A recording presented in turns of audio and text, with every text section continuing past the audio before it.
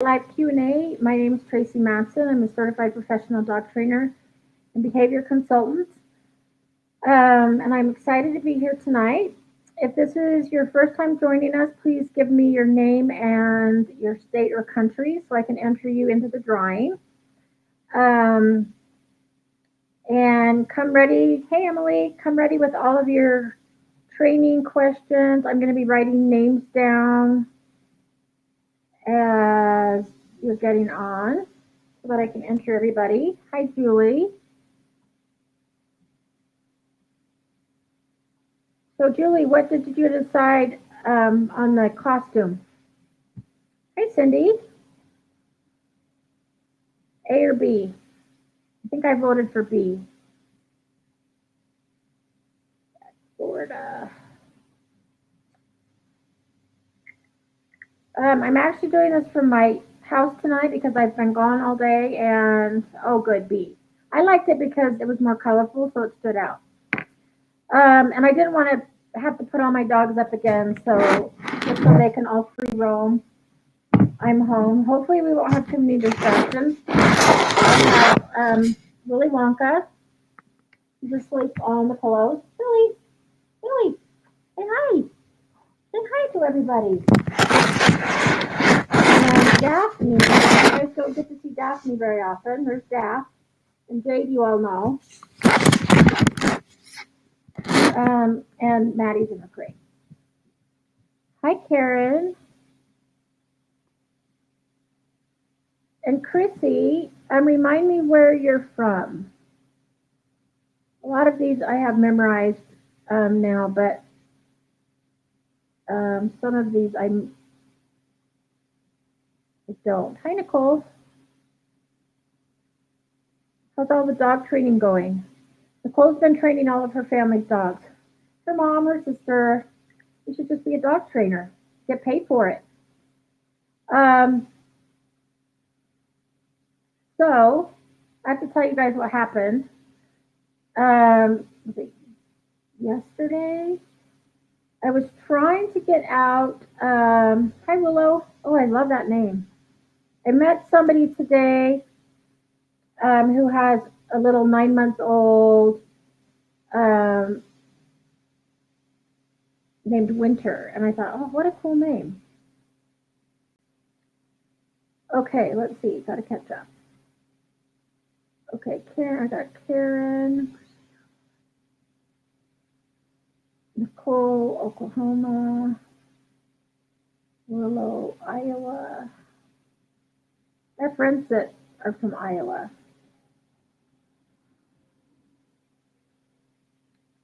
Um, oh, Cindy. Since Joey has been calmer with Pepper, life is boring. Miss the teething and biting. Yeah, you don't miss that. Um, so anyway, this week I was trying to get out of a client's weird driveway that is the most impossible driveway to get out. And I was trying to get around him and I slid. And so then I got stuck and I was trying to get out from getting stuck and I accidentally hit his car. Not bad, but I said, well, I can file it with my insurance. And he says, why don't we just trade for dog training? So, the bad news is I could have used the money that he had to pay me for dog training, but the good news is I don't have to file it with my insurance. And I usually do a bunch of board and train stuff with him. Oh, this is itching. I gotta take it off.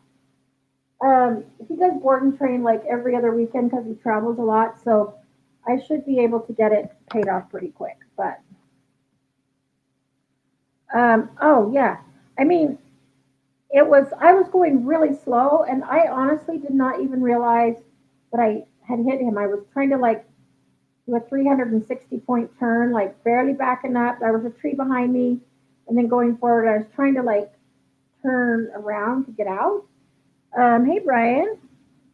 So it wasn't. I didn't even realize that I'd hit him. That's the thing is, it was so minor. But then I finally called him and I said, "Hey, I'm stuck in your driveway. I can't get out." And then we realized I'd hit his car. So luckily we're doing a dog training trade. So I should have it paid off in 2 weeks. But it was just kind of a bummer. Because you know how it is when it's like you need the money and you're counting on the money and then it's like, well, guess I'm not going to be counting on that because I'm going to be paying off his car. Um, anyway, that was my exciting week. Okay, I'm going to go back and make sure I got everybody. Emily, Julie, Cindy, Karen, Christy, Nicole, Willow. Oh, you had to hide the blue wings because someone ate the other wings. Oh, wow. Um, so while we're waiting for people, tell me what you're dressing your dogs up for on Halloween.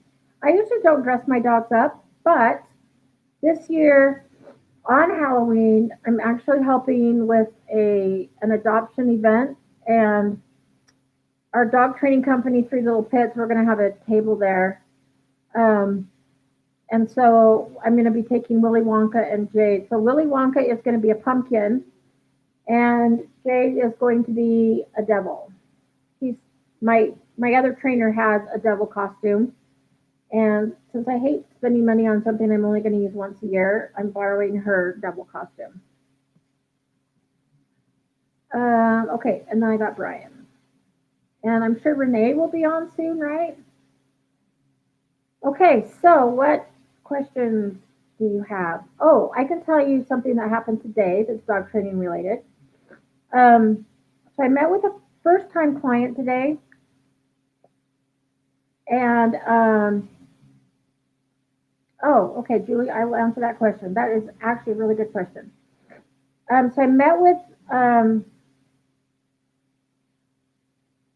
let you guys um,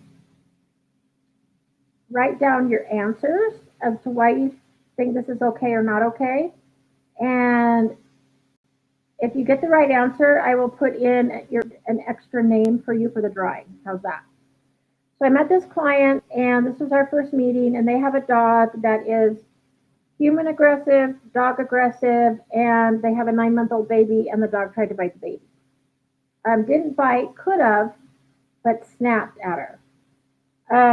They have used a shock collar in the past, but they're not currently using one. However, they do use a vibrate. But when the dog snapped at the baby, the wife pinned the dog down and then told the dog to go to the crate. So tell me, I'm going to actually kind of make this to get you really thinking. First of all, there's Renee. I knew she would be here. First of all, tell me why a vibrate might not be good to use with the dog. And then tell me why or why not pinning the dog down after trying to bite a child. Tell me why that would or would not be okay to do and why. So then we can kind of have like a discussion. And yes, Karen is right. It's aversive. So hi, Anita. So I will go back and answer questions. But what I try to explain to them, and they have a friend that works for a dog training company that they do use aversives. And so, and yes, Karen is right again, no pinning. So remember, whenever you're using, whether it's reinforcers or punishers, the dog gets to decide. So when people say, well, I only use the beep or I only use the vibrate, well, the dog gets to decide what is a reinforcer and what's a punisher. So to the dog, if feeling that vibration is aversive, then it's not good. If it's just like they use it as kind of a recall, and if it's like to get the dog's attention, and the dog doesn't think it's aversive, then it may be okay. I use a vibrate collar a lot with deaf dogs that I work with. Um, so the same thing with reinforcers. So if the dog doesn't like milk bones, then you can't use milk bones as a reinforcer. If your dog doesn't really care about like praise and affection, then you can't use that as a reinforcer. So even though we think, oh my gosh, how could you not like this? This is so this is so yummy. But if the dog doesn't think it's good, just because we do doesn't mean that the dog will. So the dogs always get to decide what is good and what is bad. Um,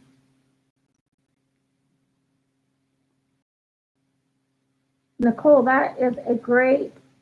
I gotta give you a point. With the shock collar used previously, the dog may ignore the vibrate anyhow and not work. And yes, you get a point for that one too. Pinning the dog can increase its aggressiveness. That is absolutely right. And I have seen people get bit in the face by pinning the dog. Um, the other thing I tried to tell them too is that the dog could have bitten if she wanted to, but she didn't. She just gave a warning. And so by getting mad at the dog for warning the baby that the dog didn't like what the baby was doing. Now in this case, we can't really, the baby's only 9 months old, so we can't tell the baby, don't crawl on the dog, don't do this, don't do this. But we don't want the dog to think, oh, I just gave the baby a warning and I got in trouble. So then we don't want the dog to associate getting in trouble with the baby being around, because then that creates like, I hate this baby because I always get in trouble. Plus, if we punish a dog for giving a warning, then the next time the dog's just going to bite, because it's like, well, I got in trouble for warning, so this time I'm just going to bite. So, yep, great job, you guys. Okay, so now we'll go back to answer questions.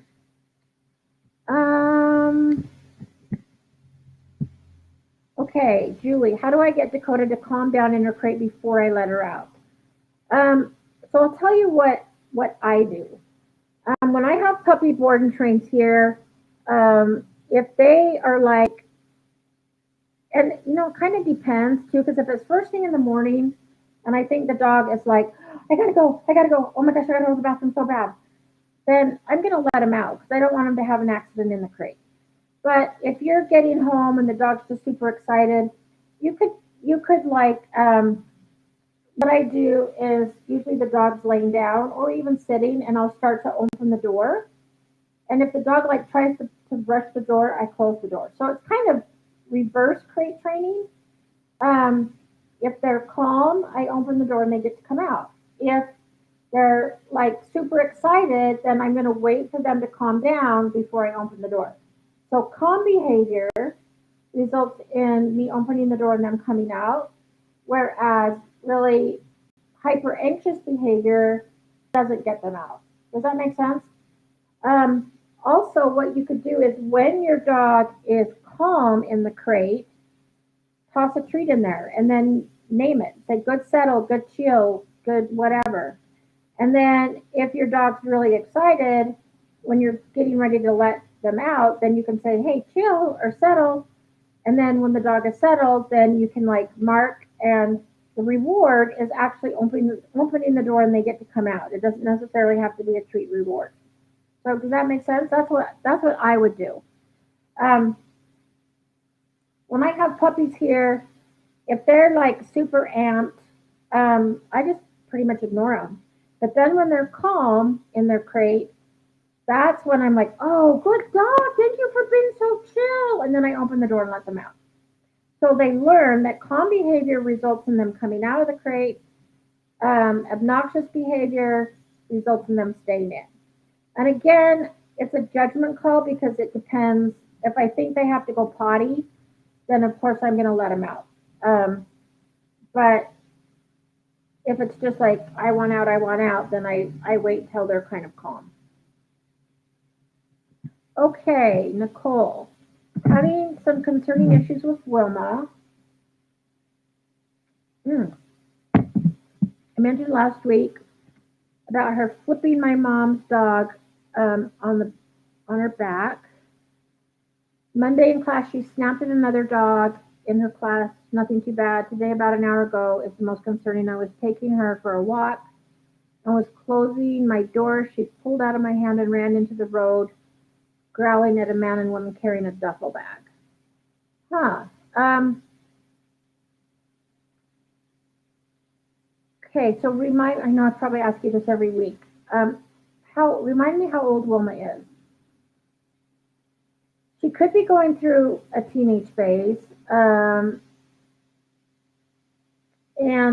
if she snapped at another dog, what was happening like right before that?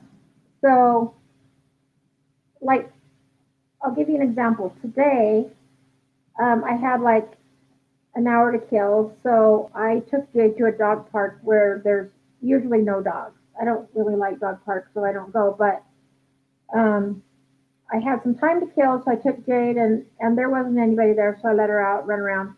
This guy came with two small dogs, and Jade went up to sniff them, and the one dog like snapped at Jade, which, and then he says, "Oh, I'm sorry, my dog's aggressive. I'll keep her on leash." And I pretty much said, "You know what? You can let him off leash. Jade is not going to care, and we'll leave your dog alone." But in that instance, the dog didn't like Jade sniffing him. Can't remember if it was like him or her. He had a male and a female, and I can't remember which one was aggressive. We'll just say female.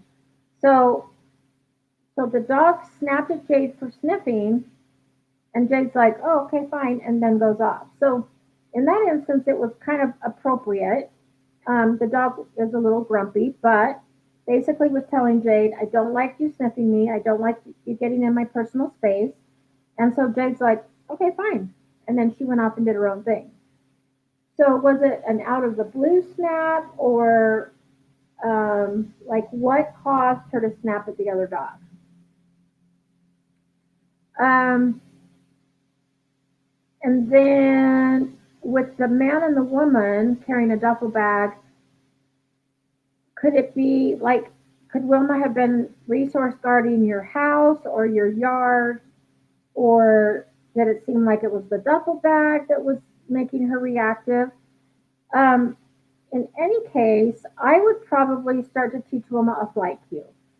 So a flight cue means I turn 180 degrees and have the best party and treats ever.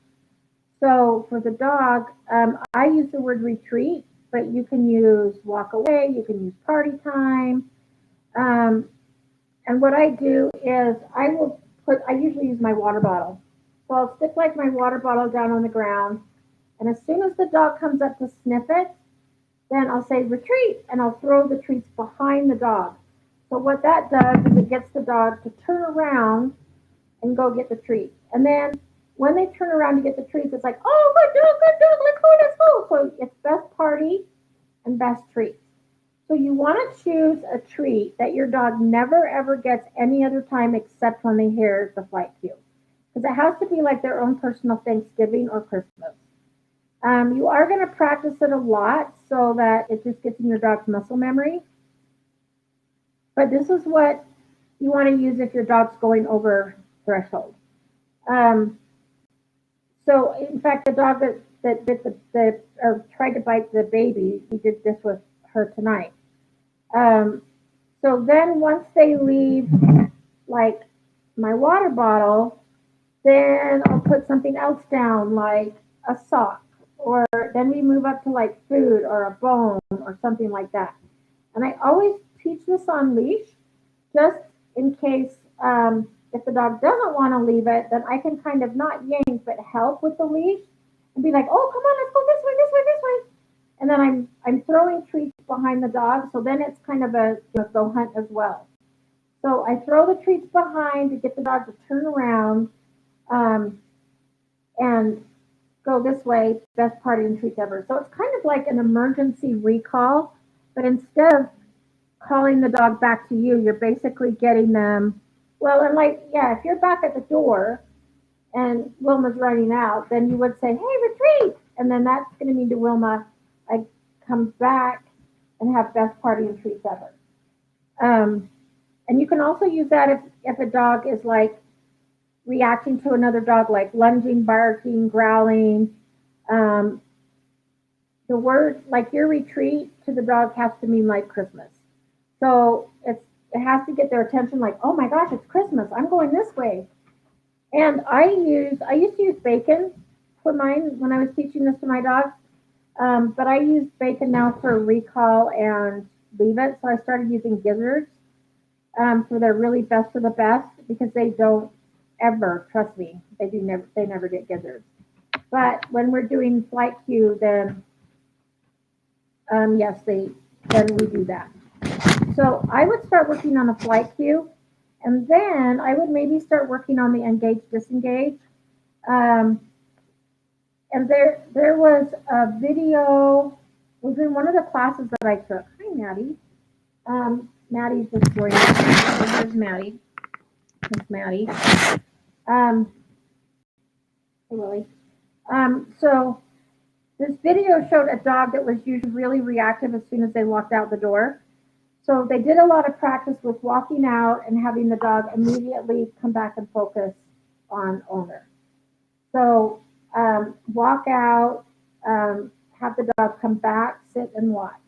They still get to look, but they immediately come back and focus on you. And I would probably call that like a come front or a sit front. And so teach the dog like what you want them to do instead. So instead of like going out and chasing somebody, I want you, when you go out, I want you to come back, focus on me, and I'll give you treats. It's hard when a dog like pulls out of your hand. I don't have a leash here. I'm going to show you how to do a leash lock. I'd have to go clear out my car and get a leash. So if you guys remind me next week, I will show you how to do a leash lock. So before you even open the door, get it really secure in your hand so that when you go to close the door, she can't pull out of your hand. And then I would work on the flight cue, and then I would start working on the engage disengage, which you've probably seen a lot on the Facebook community. And Nicole, if you want to email me, I'll send you handouts for all this. Just tell me you want the look at that and the flight cue, and I can send you handouts. But teach Wilma to just notice another dog and stay calm, click treat. Look at people walking by, click treat. And then eventually what we want her to do is notice them and disengage and look at you. And for that, we're going to click treat. So we're pairing, other dogs with treats, but then we're also teaching the dog what we want them to do instead, which is just notice and not react. And then for emergency situations, like if she gets away and does start running, then that's when you want to use her flight cue. And that's why we want to use, best of the best treats, because it has to be better than wanting to run after somebody. And they know that they're going to get best treats ever. So let me know if you have any questions on that, but definitely email me and I can send you the handout. And yes, even though she has a good recall, once a dog is like over threshold and she's like, growling and trying to go after, somebody, and it could have been just she's never seen a duffel bag like that before and it was scary or something. But usually when they go over threshold, they won't recall, and that's when we use the flight cue. So you want to do it every day, just so the dog gets used to when she hears retreat or walk away or party time or whatever you decide to call it. Whenever she hears that, we want her to learn, I go this and I get like the prime rib, like the best of the best. And that's when we use that.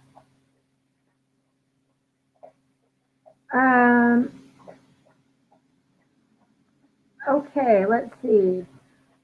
So Julie, this will go back to even what I was talking about with Nicole, um, if your dog is over threshold when you do engage, disengage, they're too close. So if your dog's already over threshold, then that means you need to increase distance. So you want to start at a distance to where your dog is not over threshold. And if your dog is over threshold, that's when you use the flight cue, because it doesn't do any good to do the engage, disengage at that point because your dog's not learning. So does that make sense? Okay. Let's see. So, okay, Anita. When dog is over threshold, oh, so Nicole, 14 months. So, okay, Anita, before I go back, so usually at about a year and a half is when a lot of times we start to see aggression or aggressive behaviors. I'm not saying Wilma's aggressive. I'm just saying like aggressive behaviors. She's never growled at people before. When she snapped at the dog wanted to come sniff Wilma, but Wilma for some reason doesn't like this and has barked at the dog in previous classes to back off. Yeah, so in that case, with the dog, I think it's appropriate. Like if she doesn't want to be sniffed and the dog comes up and sniffs and Wilma just like snaps or growls, like that's appropriate. She's just saying back off. And if the dog doesn't back off, then kind of shame on the owner for not getting the hint that Wilma does not want to be sniffed. But maybe in class, like I would go in a different area and just like not be close to that dog because the dog obviously doesn't pick up on social skills or warnings for that matter. So yeah, if she's never growled at people before, I would say maybe it's like the duffel bag and she's like, oh my gosh, what is that? And she goes out and barks at the duffel bag. So an example, today we were in the grocery store doing some training with a potential service dog, and we went down the frozen food aisle. And this was the first time I had been in a store with this dog. So we go down the frozen food, and she sees the big freezers and like stops and barks. And it was like, I don't know if she saw a reflection or if it was just like she'd never seen big freezer doors before. So we stopped right there and did a little bit of like, oh, look, it's just a freezer door. So we basically just did the look at that. But since we were in a store and she didn't calm down, I said, okay, let's go. And we avoided the freezer section for a while. And then I kind of came down another way so that she didn't go head on into it. We turned so that she didn't even know that we were in the another section with freezer doors. And then she was like fine with it. So we just approached it from a different direction. So yeah, I'm thinking the duffel bag is what she may have been reacting to. However, I will mention that later I was walking Moose, and I think I saw those people elsewhere, and Moose, well, he didn't growl. His hair stood up and he was staring at them. So it could be something about the people. Like if you have two dogs and both of them are saying there's something about them that I don't like, I'm always one that I like to trust my dog. I have an acquaintance that sometimes will just stop by and my bomb-proof Maddie, who likes everybody, will bark and growl at him. And I know it's because she thinks that he's kind of crazy, which he is. So there could have been something about the people or what was in the duffel bag. Like, do we know what was in the duffel bag? If somebody was carrying something they shouldn't have, or if there was something about the people that both Wilma and Moose could pick up on, then I wouldn't put too much stock into it yet and see how Wilma does around like other people without a duffel bag and in different um, in different scenarios and see. Wilma hadn't been reactive before. Yes, it is something that can start at 14 months. Um, a lot of times, if something happened to a dog like early on in puppyhood during a fear period, a lot of times we don't see it until like 18 months to 2 years. So a lot of times we don't see things until later. But usually when I start asking for a history, I can usually like something scary happened to the dog, or the dog was attacked as a puppy, or maybe your dog saw a duffel bag during a fear period and was scared of it, and so now it's coming up late. Does that make sense? So we may not necessarily know why, um, but yeah, I mean, there's a lot of things that can go into it. Genetics, you know, DNA, lack of socialization, just just with a duffel bag in general. So if Wilma had never seen a duffel bag, um, and with the other dog, I wouldn't worry so much about that because I think Wilma's being appropriate um, with that other dog. And I would maybe like when you take her out tomorrow, see how she is like around other people. And if she's really good, then I would just say like this might be an isolated incident. But now that you know that it's a possibility and you've seen it once, now just kind of be on the lookout for it. But if you don't see it again, it could have been something about the people and not necessarily Wilma. Um, so that's what I would do. But yes, I mean sometimes reactive behaviors can start to show up at 14 months to 18 months, so a year and a half. Okay, let me go back. I think I missed.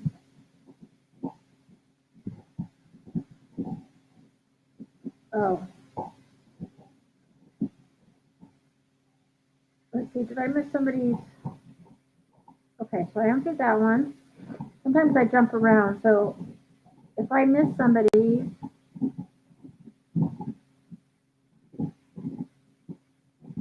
let me know so I can go back and get it. Let's see. Wilma had previously been doing so well that a friend of mine who has therapy dogs wanted me to train Wilma to be a therapy dog also. Um, yeah, I mean, I would say you still can. Is Wilma usually good around other dogs unless they like try to sniff her or get in her, in her face? Because Maddie's been a service dog before, and she is so good around babies and people and other dogs. But if a dog runs up and gets right in her face, she will do a little like warning growl, and then but that's it. So it's just kind of like, okay, that's rude. You need to back off. So there's some things that I personally think are appropriate, and it's just part of like dog communication. Um, and yes, I think you could still train her to be a therapy dog for sure. So there's so there's a dog in my intermediate class group class that, and these guys are all training their dogs to be therapy dogs. And just because all of these dogs are really good with other dogs, at the last 5 minutes of class, we usually let them off leash and let them play. Now, every single one of these dogs is dog friendly, gets along with other dogs. Um, the one dog is a male and does try to hump the girls. And I always, interrupt, take him off, give him a little timeout. Sometimes the other female dogs in the group are just like, yeah, whatever, we don't care. Well, Jade's the one that if you hump her, she's going to correct you. So this dog tried to hump her. She turned around to tell him no, and they got into a little, like, it wasn't a dog fight. I could tell, like, it was all vocal, but their mouths weren't even touching each other. So it was just more like telling each other off. So does that mean that they can't be therapy dogs anymore? No. I mean, I think, well, I don't know if Jake will be, but this other dog, I wouldn't totally disqualify him. I basically said, okay, you need to get your dog neutered now because he's starting to like hump and do other things. And he needs to learn like not to hump other dogs. So if you see him doing that, don't just let him do it. Like, you know, interrupt, redirect. So yeah, I think you could totally still do therapy dog. Um, okay. Um, Nicole, I don't know what was in the duffel bag. Would a car wreck at 6 months count as something? I mean, it could, but at 6 months, that's after their critical period. So, um, I mean, there could have been something about the car wreck that stuck with Wilma, but um, yeah. And if you got her at 9 weeks and she's seen your duffel bags, then I would think that it was maybe something about the people. First, I would think duffel bag, but since Moose growled at the same people, or his hackles went up, I would say it was maybe more about them than the duffel bag. Or it could have been them carrying the duffel bag. So I would just kind of be on the lookout now and just kind of have it in the back of your mind. Okay, this happened. Let's see what happens. Another thing you could do is you could get a friend to walk by with a duffel bag, one of yours that you travel with, and see what Wilma does. And if she just like, yeah, whatever, it's somebody with a duffel bag, then you know it was just those particular people. But if she kind of lunge, barks, growls at somebody else with a duffel bag, then that might be something we need to work on desensitizing and counter conditioning. Later in the walk, a chocolate lab came up and she was fine with him and his owner who came running up. Yeah, so I would just chalk that up to those people. Um, Remember that dogs don't need to love all other dogs and all other people. They should know how to just ignore. Um, but they're not going to like. They're kind of like people. Like we don't like all other people, and we don't have to be friends with everybody in the world. We just have to know like how to be polite and coexist and things like that. So it's kind of the same way with dogs. And sometimes there really is some things about people. Um, oh my gosh, like Google's thinking or doing something weird. So I'll give you another really good example. Jane, um, my service dog in training, loves people, like loves, loves, loves them. In fact, that's her biggest thing that we're trying to overcome is jumping on people to say hi. Well, one day I took her to the lake to give her some swim time, and there wasn't a lot of people there. There was me and her, and then there was a guy coming back in from a distance. And we've been to this lake before. We've been when there's lots of people around. And I honestly have never seen her do this. In the 2+ years that I've had her, I've never seen her or heard her growl at another person. So as we're walking, this guy was coming up from a distance and she stopped. She froze, her ears went forward, and she growled and barked at the guy. And I'm like, oh my gosh, what's that about? The guy was very nice. He was very cordial. He was like, clean cut. Not that that makes any difference. Um, and his his nationality, Jade has seen others before, and he's like, oh hey, it's okay, and he sticks out his hand. We were still quite a distance away, but he was basically saying, oh hey, it's okay, and she barked at him again. And I had her on a leash. She barked at him again, and I could tell by her body language that she did not like him at all. Like I said, that is the first time I've ever seen her do that. So I trusted my dog and I said, oh, sorry, she's just not feeling it today, so we're just going to go. And I was very nice, and um, we just went on our way. There was something about him that she didn't like. She goes almost everywhere with me, public, grocery store, like she doesn't go into clients' houses with me, but that was the first time I've ever seen her do that. So I'm thinking, so at that point, I'm not going to be like, oh my gosh, my dog's aggressive towards people. That was an isolated incident, and it hasn't happened since. It only happened that one time, so I have to chalk it up to there was something about that guy that she did not like. Um, and yeah, it hasn't happened since. So I wouldn't worry too much about it. If it starts to happen on a more regular basis, then we can revisit it and come up with a plan to fix it.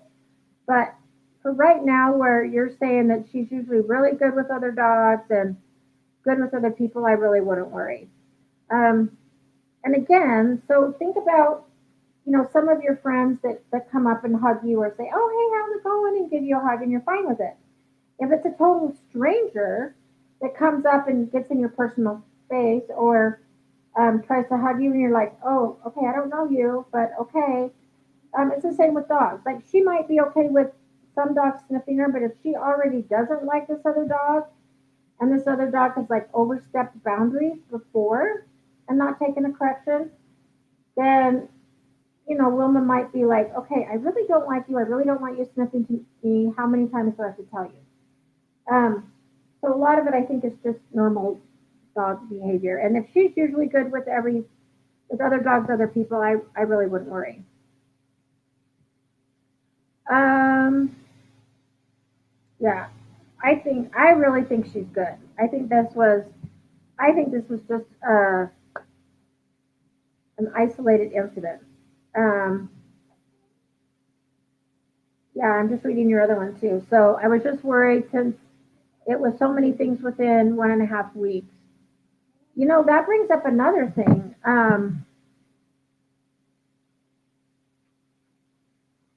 When you said that she'd been to Petco Cabela's Tractor Supply multiple times, was that all in that week and a half? Because there is a thing called trigger stacking, where if a dog encounters too many like stressful things in a row and they don't have time to like decompress, then those stresses stack on top of each other. And then you might get a reaction where you normally don't get a reaction. So if Wilma had been to Petco Cabela's Tractor Supply all within a week, and that was stressful to her, and she didn't have time to like decompress, that can sometimes cause, a dog to just like kind of react. Um, I had used Jade for reactive dog training. We had been working towards our next level task. I'd had puppy board and trains here. So that was one of the reasons that I took her to the lake to let her swim and decompress. Because I thought, wow, she's been through a lot this week. She needs some decompression time. And so that's why we went. And then, of course, she met somebody that she didn't like. But after that, she was able to go swim, play fetch with the ball, that kind of stuff. Um, so, yeah, kind of, if you're thinking, like, wow, we've done a lot of stuff this week, then make sure you give your dog some time to decompress as well, because they need that too.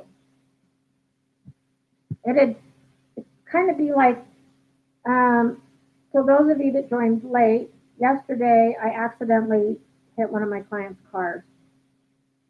Not bad. It was like, I didn't even really know I hit it, but So that happened. And let's say that happened. And then let's say I got a ticket for speeding. And then, oh, and this did happen. My cousin forgot to close the back gate when he let his dog out. And two of my dogs got out this morning. Um, but let's say that like three or four really stressful things happened to me in one day. Now, if they happen separately over the course of a year, I can probably handle it. But if it all happens within a day, then tonight my cousin comes home and guess who gets his head bit off for leaving the gate open? Not necessarily for that, but it's like I just hit somebody's car, I got a ticket, I got a flat tire, you left the gate open, and so then it's like all this stuff builds up and then I blow up at him. And the same thing can happen to dogs. Um, okay, so that didn't all happen at the same time. But see, so since she's gone to those places and it's been good, I wouldn't worry about it. I think she's fine. I think it was just an isolated incident. But that was a great topic about trigger stacking. If you're ever wondering, like, oh my gosh, where did that come from? Kind of look and see what's been going on in your dog over a period of a few days. So another thing is like if, let's say, I mean, this doesn't happen very often. Well, I'll use two of my former dogs as an example. I had one dog that was a really, like, she was great, but she was a resource guarder. And you never knew what she was going to guard. If it was going to be a blade of grass, a bone, a treat bag, whatever. And so one time, two of my dogs really got into it. And so I had to separate them for like 24 to 48 hours. I kept them separate. Just to let that adrenaline, just to get them back to that homeostasis, back to normal baseline, before I let them like interact again. Because if I didn't, um, well, before I separated them, the one dog had gone outside and come back in, and then Hallie kind of like air snapped at him. And so it was clear that she wasn't like okay yet. She's still like, okay, I really don't like you, go away.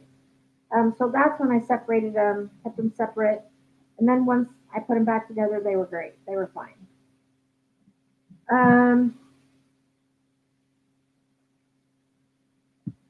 okay. Anybody else have any questions? I'm going to go back again and just see if I missed anybody. Emily, how's your foster slash? Didn't you end up adopting? You adopted a new dog, right? How's this one doing with your brother? Sometimes it's, especially if you have shy, fearful dogs, sometimes it's hard for them to get used to new people. Okay. Daphne, you can go outside. Okay, answer that one. If we don't have any more questions, we'll do a drawing.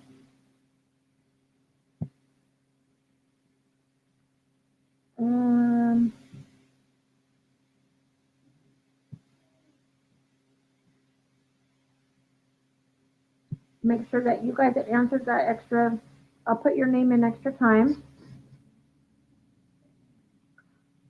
Oh, I knew there was one that I forgot. Anita. Actually, let me go make sure the back door's open because Daphne's whining. You want out?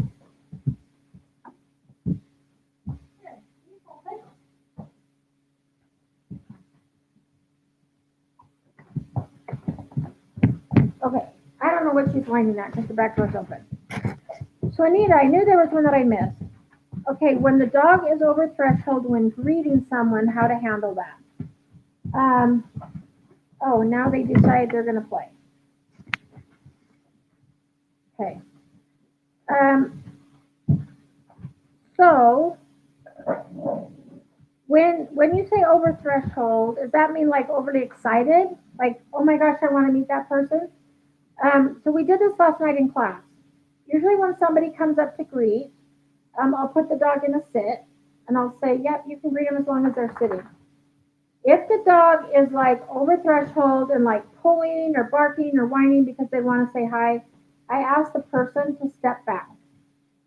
And so your dog should only get to say hi if they're being calm.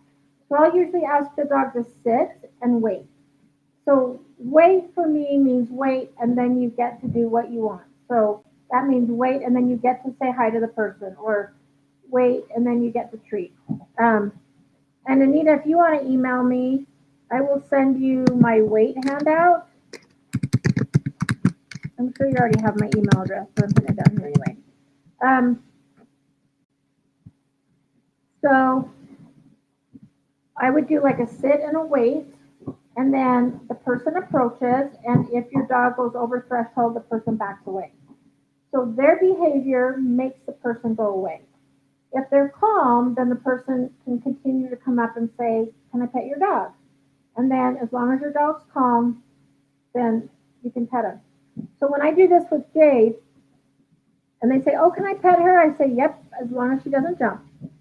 So I have her sit, and they come up, and when they pet her and she gets excited, if she jumps up, I ask them to back away and stop petting her. And then when she's calm and sits again, um, then they can resume like saying hi to her. So it's basically that negative punishment. Um, the undesirable behavior, like the going over threshold, makes the person go away.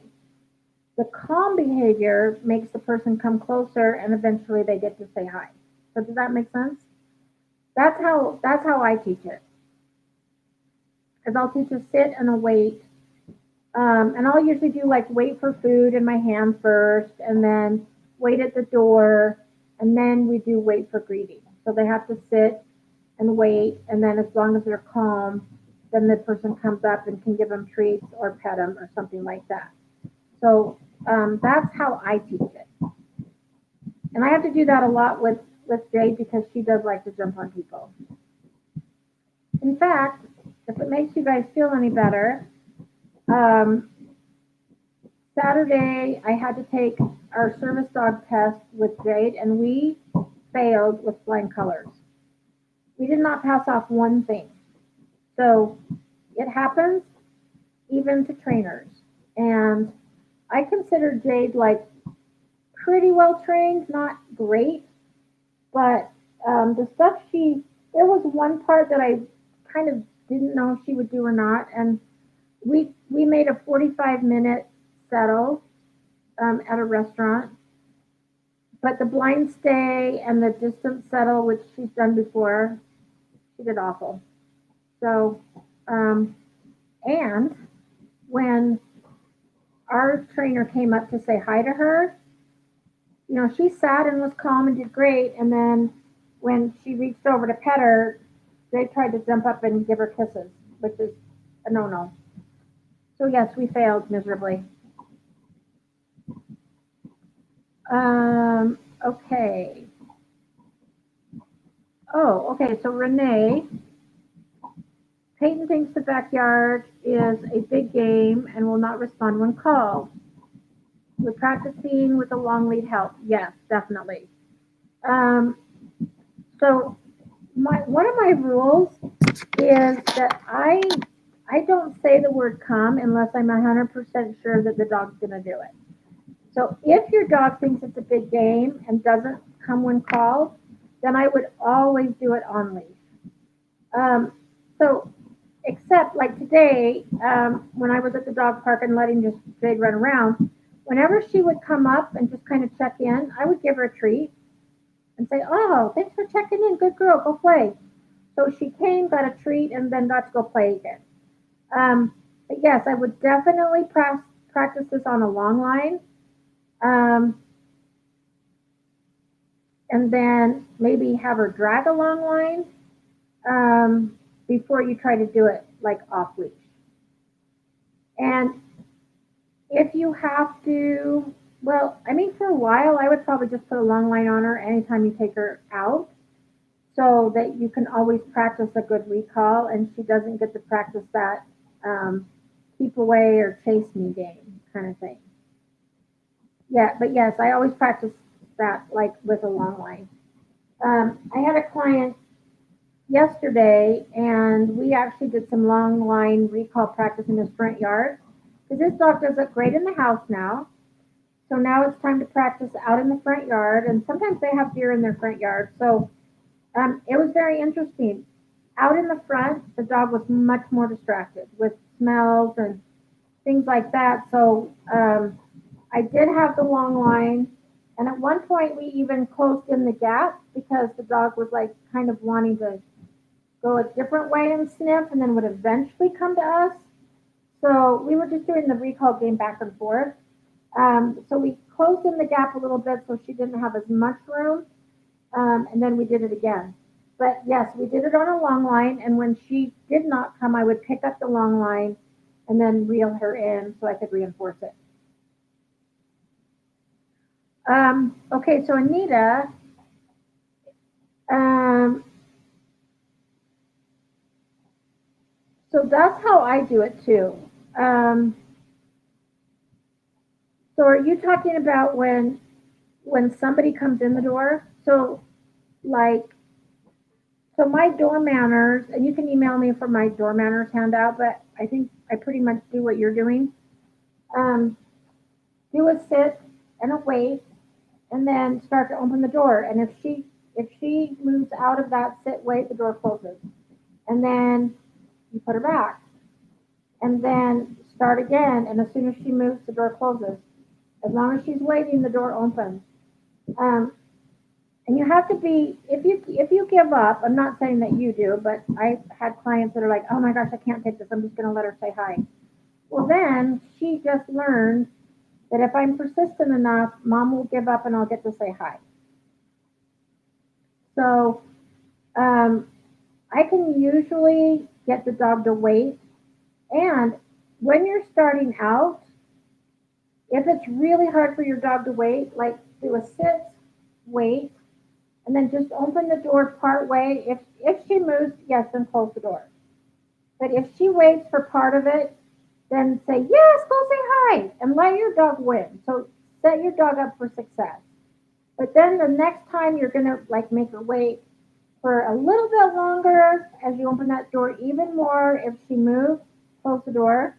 If she waits, then open it. Yes, go say hi. Eventually, I work up to where I can open the door, say, come on in, and then if the dog moves, I have the person step out and I close the door. So the person helping me is going to know if the dog breaks, you're going to step out and close the door. And a lot of times, I'm the person, when we practice this, I'm the person coming. So if I see the dog break before the owner says, go say hi, then I step away and close the door. But eventually we get it to where we can open the door and I walk in and then they release the dog and then I pet him, praise him, give him treats. So if she can't go sit and wait, then I think you need to make it easier and lower criteria. So maybe open the door a fourth of the way and then release her to go say hi, and then halfway and then release her to go say hi. Eventually have her wait while you invite somebody in and then release her to go say hi. So that her lack of impulse makes the person back away and go away, but her waiting results in the person coming in the door and she gets yummy treats. And she gets to say hi, she gets that praise, that affection. Does that make sense? So that's what I would do. And then just keep working on it. Um, and so when I do this, when I do the door exercises, I actually put a sign on my door that says, Dogs in Training, thank you for your patience. Don't be offended if I close the door in your face, because I want to do it every single time. Because even if one time I just say, oh my gosh, I don't have time, just, bolt the door. But then the dog learns that that works and that sometimes it works. And so then it's going to be harder to fix. So just kind of keep that in mind too. If you don't have time to do a training at the door when somebody comes, I would just like put your dog behind a door first, and then answer the door, and then maybe let your dog out so that you can't practice that behavior. Okay. I think that's all the questions. So let's hurry and do a drawing. And then if anybody else has questions, I'm happy to stay and answer questions. Okay. So I need to do a few more. Oh, you guys are just in time. Maria, we're just getting ready to do a drawing. So I'll do a drawing, Maria, and then I'll answer your question. Oh, no, I'll answer it tonight. I just didn't think we had any more questions. So I'll let me do a drawing and then I'll answer your question. I just have to put Karen's name in here an extra 2 times and Nicole's name in. Okay, and tonight's winner is Renee from Illinois. Congratulations, Renee. I'm not even going to try to say your last name, but you're the only Renee here tonight. So email hello@pupford.com and let them know what kind of treats you want, and I will email them as well and let them know that you won. Okay, so Maria, Trivex started barking at one of our neighbors this past week. So in what context? Was it like, was your neighbor walking in front of your house? Were you walking out the front door? And has your dog met this neighbor before? And is this like a new thing? Or is this, like, has Trivex previously met this neighbor and been fine? Or is this like a new neighbor that your dog's never met before and is now just starting to bark at? Oh, over the fence. He was mowing the grass. Okay, perfect. I need to get a throat lozenge really quick, and I will hurry back and I will answer that.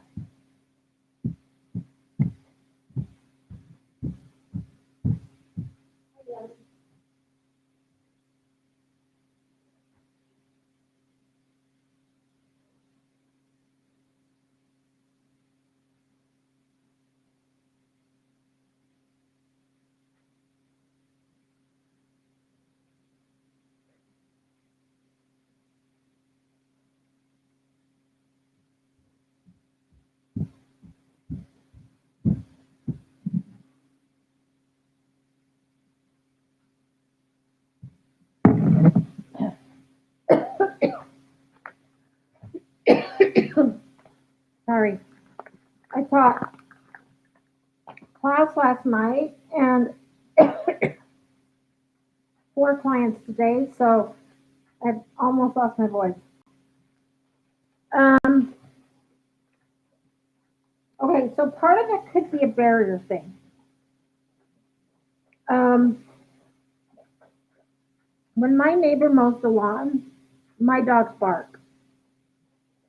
And it's more of a, if I were to open the gate and let the dogs out, they'd be fine. They'd be like, oh, Darcy's mowing the lawn, no big deal. Or they'd probably run over and say hi. But a lot of times, if there's a barrier, or it could be that it could be the lawnmower, because a lot of dogs will bark at lawnmowers, or my dogs sometimes like to bite at the tires of the lawnmower. So it could be a socialization issue with the lawnmower or with the neighbor. It could be a barrier thing.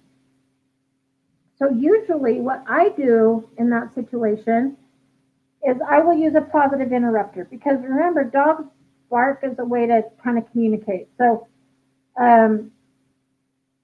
if my dogs are barking, I'll usually go out and see what they're barking at and see like, oh, the neighbor's mowing his lawn, or oh, someone's dog's out, or whatever. So then I'll say, okay, girls, enough, that's enough. And so I'll interrupt and then redirect. So I'll just let him know, okay, got it. Neighbors mowing their lawn, it's fine. And then I'll ask for a quiet or ask for something else. If they're not quiet and they still bark, then I bring them in because I don't want them to keep rehearsing that behavior. Um,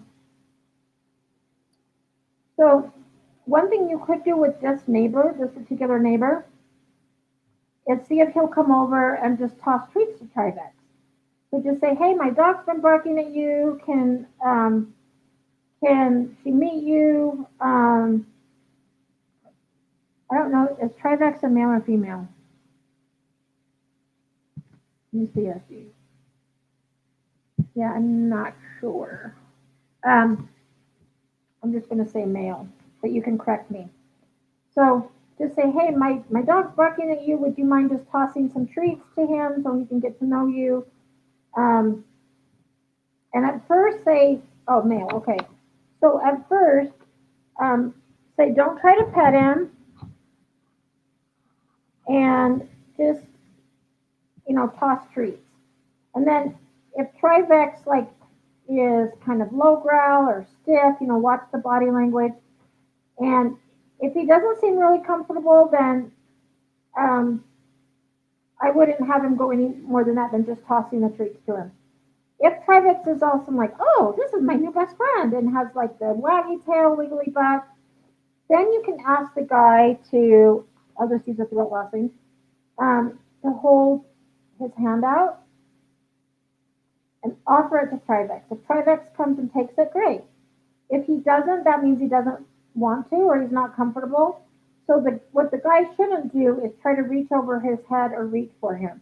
But just offer him a treat and see if he wants to take it. And if he does, then your neighbor can slowly start to scratch under his chin and say hi that way.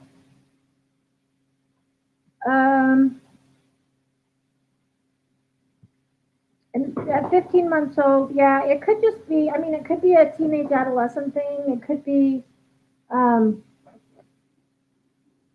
like earlier, if you go back and watch this, we were kind of talking about the same thing with Nicole's dog.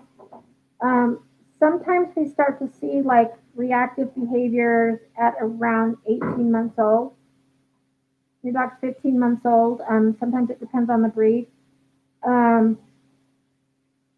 But it could also be the lawnmower or the neighbor. So try some socialization with the neighbor. You could also do the engage-disengage game. So it's like, oh, look, there's the neighbor. Click treat. But you only click if your dog's calm. If your dog is barking, then you're too close and you need to increase the distance from your dog and the neighbor. But try playing the look at that game. Like, oh, look, the neighbor's mowing the lawn. Click treat. Neighbor's mowing the lawn. Click treat. And then at the same time, see if your neighbor would be willing to toss treats over the fence to your dog, or if you can meet out front, have him throw treats, have him take a treat out of his hand, so he learns, oh, I love this neighbor, I get treats from him.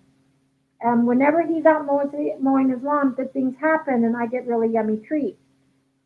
So kind of make that association with your dog, so that it's a positive thing rather than a negative. And then try a positive interrupter.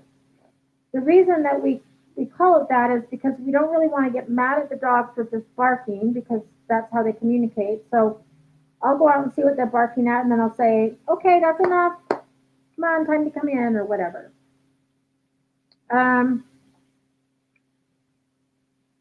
Okay, yeah, he has been showing a lot more reactivity in different scenarios. Yeah, so it could be an age thing. And basically, the other thing you could do is start working on,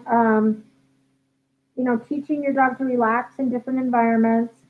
Do the engage, disengage. So anytime your dog is showing reactivity, if your dog's reactive, then increase distance, and then practice engage, disengage.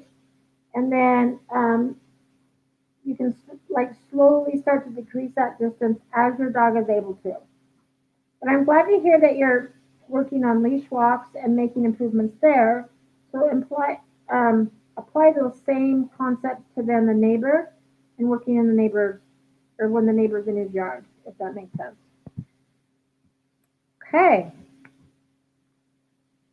I think that's all the questions, which is probably good because I think I'm losing my voice. I don't know what I'm going to do tomorrow. I have like a full long day tomorrow. Okay, everybody, thank you for joining. Great questions tonight. Remember to email me if you want any of the handouts that we talked about. Just tell me which handouts you want. Congratulations to Renee, who won the drawing for tonight. And I'm just making sure I didn't miss anything. Oh,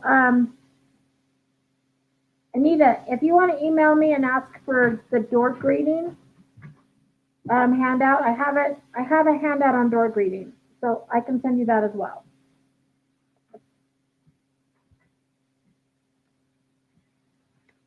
Okay, I think that's it. Well, thanks so much, you guys, and have a great week, and I will see you all next week.